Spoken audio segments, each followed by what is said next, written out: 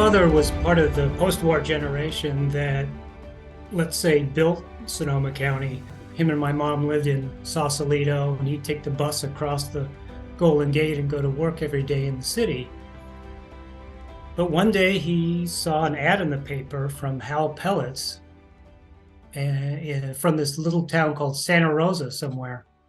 Now, Pellets was a contractor and I think he ran a concrete cast company. So my dad just dropped everything, moved up there and went to work. I'm sure his mother and his friends thought he was daft. I mean, what a bizarre thing to come from humble beginnings, finally find a suit and tie job in the top dog corporations in America, and just toss that and move off to some other strange little village and go into construction. He was great. My dad was great. He was a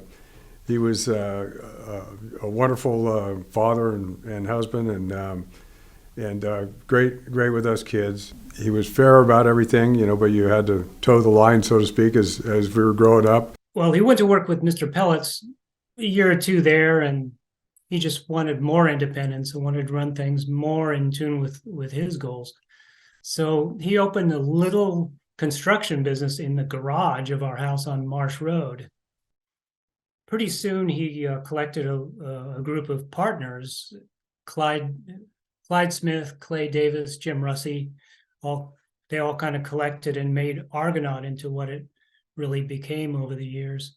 Hal sent me over to see Ed over at Argonaut Construction to learn about blueprint reading and takeoffs. When I met Ed, all I knew about him is he was Hal's best friend. They played golf every Saturday at Santa Rosa Country Club, and don't piss him off. He was one of the very few people that ever checked my takeoffs and critiqued them, so I learned a tremendous amount from him. It was a nerve-wracking thing to go through, but it was well worth it. Business-wise and at home, there was no gray area in the way that with him. It was he told you what he expected, and that's the way it was. Work ethic was very important to him. You get paid for your 8 hours, you put in your 8 hours, and you show up when you're supposed to show up, and you work until the bell rings or you've accomplished what you set out to accomplish. I was very fortunate to have even been at Argonaut when Ed worked there and to work with him and for him. I knew he was going to be a tough nut to crack and that he was this stern character.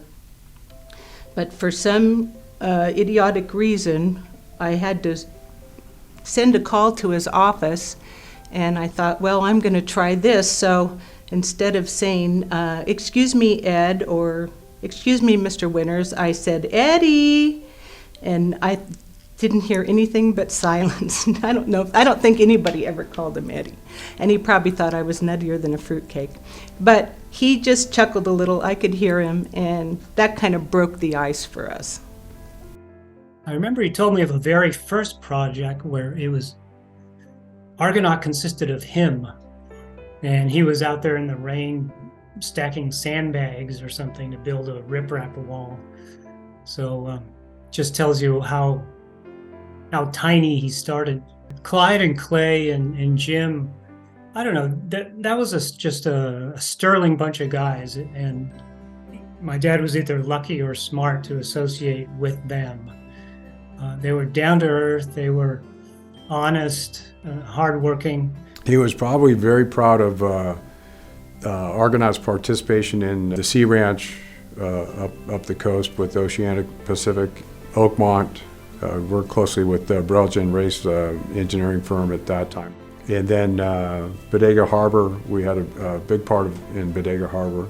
In his retirement years, and he retired fairly early, like age 62, 63, and he was still capable and agile, and he took off on archaeology trips. He ended up in South America and up in the Arctic area and places, and I really admire him for making the most of his post-Argonaut period as well. He was intellectually curious. He was curious about people. He once told me that your brain is the only thing that will never fill up.